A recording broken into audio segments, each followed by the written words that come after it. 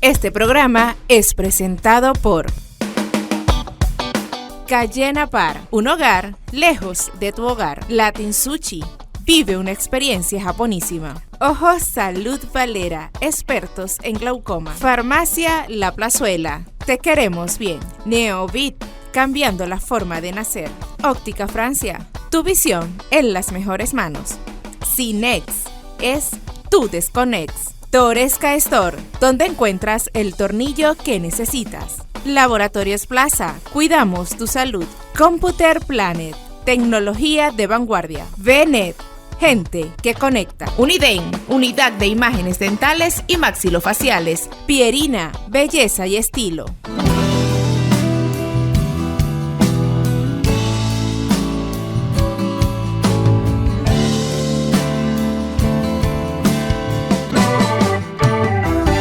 Gente que inspira con Katiuska González. Hola, bienvenidos a una nueva entrega de Gente que Inspira. Mi nombre es Katiuska González y en esta oportunidad vamos a conversar con Wendy Mujica.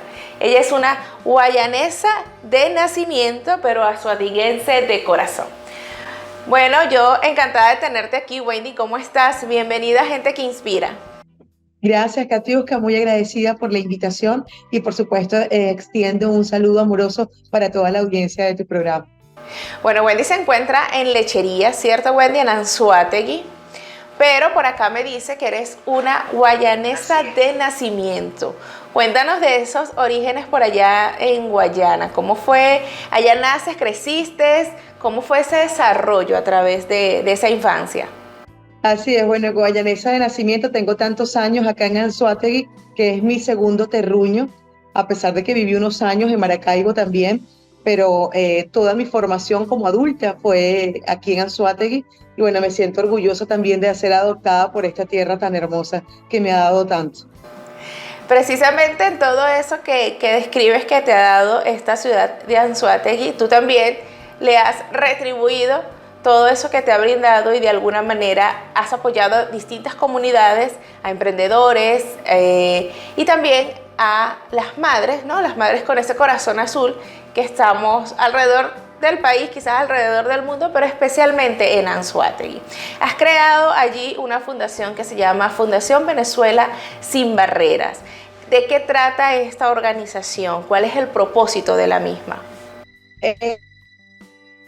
Esto nace, obviamente, desde muy pequeña. En mi familia siempre hubo como ese talante social de aportar. De esa forma fuimos criados, mi hermano y yo, por nuestros padres, que siempre es importante ser corresponsables, de sembrar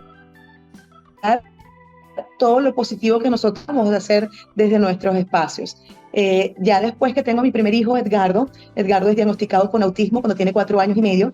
Y bueno, y allí nació el propósito, más allá de que de repente hacíamos con mi familia, hacíamos jornadas sociales y otra cosa, ahí conseguí el propósito principal para sembrar en la sociedad y siento que aún me falta mucho por darle a Anzoátegui, mucho por darle a Venezuela, pero también soy consciente de que he sembrado una semilla de la cual me siento orgullosa y que primero que nada le doy la gloria a Dios que me ha permitido el poder hacerlo. Y acompañar a mamás, a mamás y empoderar a las mamás dentro de lo que es el conocimiento de que el autismo no es el fin del mundo. El diagnóstico de nuestro hijo con autismo no es el fin del mundo, todo lo contrario, el inicio de un proceso nuevo y de una forma distinta de ver el mundo, y que nosotros decidimos si nos quedamos en un aspecto negativo de la condición y el diagnóstico o trascendemos y transformamos todo eso en cosas positivas. Hablando precisamente de Edgardo y de su diagnóstico, ¿fue esta la primera oportunidad, la primera experiencia que tuvieron dentro de lo que es las personas neurodivergentes o con alguna discapacidad, o ya existía algún otro caso en tu familia?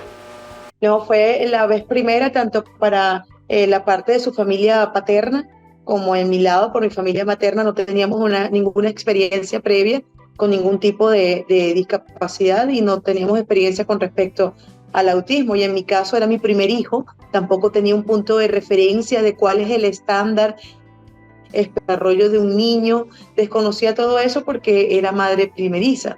Entonces fue un proceso bastante difícil, conseguir, porque Edgardo tuvo lo que se denomina como autismo regresivo, tuvo un desarrollo muy por encima incluso de la media para su edad, y se fue quedando al año y medio perdiendo todas las habilidades hasta que se quedó sin ningún tipo de comunicación. Entonces allí es donde recurro a muchos profesionales para dar con qué estaba sucediendo con Edgardo. Ya él hablaba, caminaba y dejó de hablar. Tenía interacción, a pesar de que era muy pequeño, no tenía solamente el uso de 2 palabras para una oración, podía armar una oración y estructurarla con 3, 4 palabras, y comencé a darme cuenta que al año y medio comenzó a perder palabras, pero de repente iba al pediatra y me decía que era normal, porque a veces la etapa del desarrollo pasa por una meseta, pero el instinto de madre no falla, y yo sabía que estaba sucediendo algo más. ¿Cómo fue ese desarrollo luego? ¿En qué especialistas te apoyaste en un primer momento para, de alguna manera, volverlo a colocar en el estándar que debía tener según su edad? No es un secreto para ningún padre que me escuche, ninguna madre, es un vía crucis. Lo primero que entendí y comprendí es que debía empoderarme de la información, porque como conseguimos profesionales que son especialistas en el área, también conseguimos a quienes no lo son y pretenden hacer del autismo y del dolor de los padres un negocio. Y la única forma para tú poder discriminar quién de verdad es un especialista profesional con ética y vocación de servicio en aras de ayudar a nuestros niños y a su familia, tienes que estar informado, enterado de cuáles son los tratamientos, cuáles son los especialistas que deben abordar. Lo primero que nada, el director de orquesta acá siempre va a ser el neurólogo. El neurólogo es quien da las pautas, hace su evaluación de rigor, y él se encarga también de dirigir hacia lo que es el psicólogo. Pero ¿qué sucede, Katiuska? Que pasa muchísimo que en los colegios las maestras, la realidad es que las maestras son las primeras en darse cuenta que algo está alterado en el desarrollo del niño. ¿Por qué? Porque ellas tienen una aula de 20, 30 niños todos los años y tienen ese conocimiento de causa para ver qué no está dentro de lo esperado.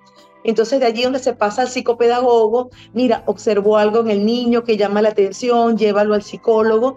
Entonces casi que siempre el acompañamiento viene de esa manera, y la psicóloga, bueno, hace su equipo junto con el neurólogo y son los encargados de dar ese diagnóstico. Una vez que obtengo el diagnóstico de Edgardo a los 4 años y medio, bueno, el abordaje con el terapeuta del lenguaje, con la psicopedagoga, para conseguir de Edgardo todas las competencias que iban a una escolaridad regular, porque en el caso de Edgardo era lo que en este momento se denomina autismo grado 1, que iba a estar en un colegio regular, entonces tenía que tener las competencias para poderse quedar sentado en el aula, para copiar, y todo eso es algo que en nuestros chicos es un Everest que tienen ellos que escalar y llegar allí para alcanzar esas competencias. Yo siempre digo que ahí el éxito es de ellos más que de nosotros como padres o de los mismos terapeutas. Totalmente, Katiuska, porque ellos no saben contra qué están luchando. Ellos aún no tienen la comprensión y la madurez para saber qué es una condición de autismo y qué son los desafíos. Yo siempre digo, cuando me echan hurras a mí, yo digo, no, las hurras son para Dios y después para Edgardo, porque él ha sido el campeón que el resto, aún sin saber lo que tenía, jamás se dio por vencido, nunca se dio por vencido. Hoy con 21 años, casi 16 años después del diagnóstico, ¿a qué se dedica Eduardo? ¿Qué está haciendo él? Edgardo en estos momentos es activista por el autismo, de hecho es la voz del autismo en nuestro estado en el marco de la consulta pública que se hizo de la ley. Edgardo es activista sin él saber que era un activismo, porque Edgardo era quien me acompañaba con 4 años y medio a despertar las calles, a despertar a las madres a salir y a dar a conocer y mostrar los rostros y las voces del autismo, porque mientras nuestros hijos no tenían voces, las voces éramos nosotros, y dejamos de ser una minoría muy pequeñita en el momento que le mostramos al mundo que no éramos una minoría tan pequeña, que habíamos muchas personas con autismo.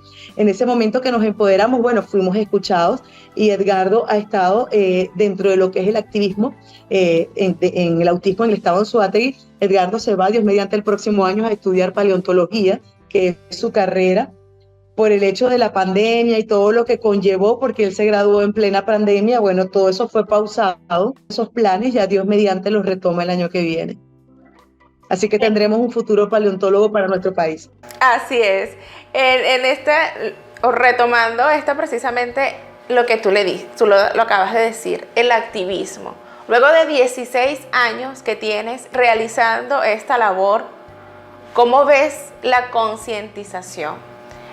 Sabemos que no es algo que va a pasar de la noche a la mañana y no es una varita mágica. Y yo lo digo y lo mantengo en el hecho de que las personas se pueden solidarizar, pueden ser empáticas, pero la discapacidad la va a sentir y la va a vivir realmente quien la vive, quien día a día la tiene presente en su casa. Pero aún así, ¿cómo ves tú a lo largo de estos años como esa compañía, ¿no? Esa empatía por parte de las personas? Pero vamos a una pausa, me dicen por acá que vamos a una pausa y al regreso entonces, sí, al regreso respondemos esa pregunta que dejamos al aire. Vamos a una pausa, acá hay Gente que Inspira y regresamos con mucho más conversando sobre este tema que es el autismo.